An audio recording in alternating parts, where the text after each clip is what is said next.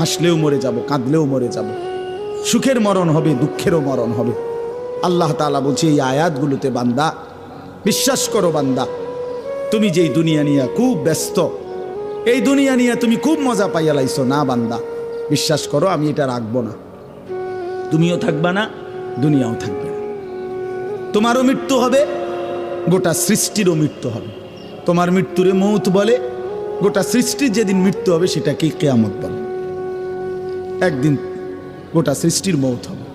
এই আল্লাহ বলেন, কাল্লা ইদা দুক্কাতিল আরদু দাক্কান দাক্কা, সাবধান বান্দা, মনে রেখো একদিন এই জমিন, এই গোটা সৃষ্টি চূর্ণ বিচূর্ণ হয়ে যাবে, ভাঙচুর হবে, একদম ভেঙ্গে চুরচুর করে ফেলব। ইজা সামাউন ফাতারাত, আসমান কাচের মতো ভেঙ্গে ভেঙ্গে পড়বে, তারকারাজি খসে খসে পড়বে, পাহাড়গুলো